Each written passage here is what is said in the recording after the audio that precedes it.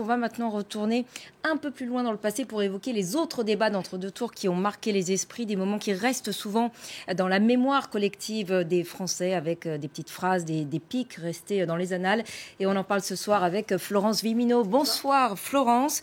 Tout d'abord, vous nous avez concocté un petit best-of des précédents débats. Tout à fait, on va commencer avec le premier débat qui a lieu le 10 mai 1974, une confrontation donc entre Valéry Giscard d'Estaing et François Mitterrand qui dure 1h41 très précisément. Donc avant ce match télévisé, les sondages placent les deux hommes au coude à coude pour la victoire finale, mais une petite phrase fait pencher la balance. Écoutez.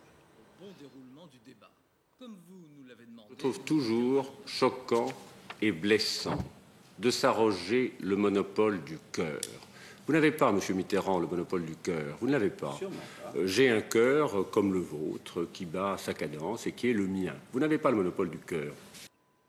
Et on en parle encore aujourd'hui, Florence. Le débat télévisé, c'est l'occasion de briller oralement pour les candidats. Tout à fait, c'est un marqueur d'intelligence et qui est surtout apprécié ici en France où la joute verbale est vraiment appréciée. Donc si François Mitterrand a lui-même avoué être déstabilisé par ce punchline du monopole du cœur, il a eu sa revanche lors du match retour avec Valéry Giscard d'Estaing, c'était en 1981. Et il a surtout brillé lors du débat de 1988 face à son Premier ministre Jacques Chirac avec cette pic devenu célèbre. Écoutez.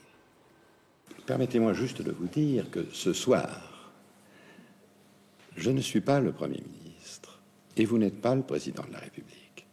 Nous sommes deux candidats à égalité et qui se soumettent au jugement des Français, seul qui compte. Vous me permettrez donc de vous appeler Monsieur Mitterrand. Mais vous avez tout à fait raison, Monsieur le Premier ministre.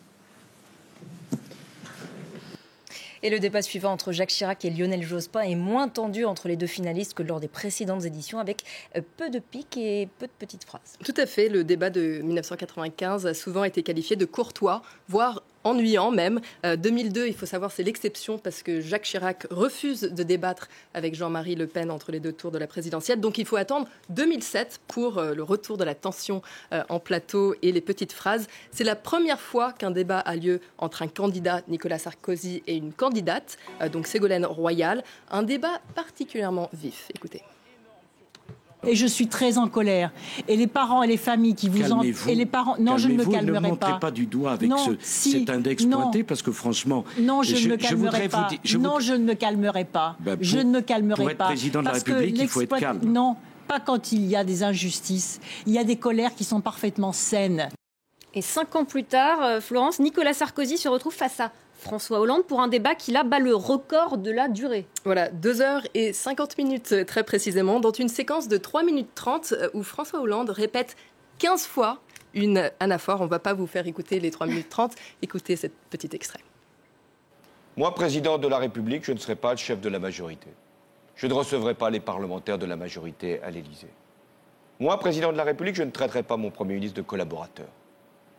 Moi, président de la République, je ne participerai pas à des collectes de fonds pour mon propre parti, dans un hôtel parisien. Moi, président de la République, je ferai fonctionner la justice de manière indépendante. Merci beaucoup Florence pour ce petit retour en arrière sur l'histoire donc, des débats de l'entre-deux tours sous la Ve République.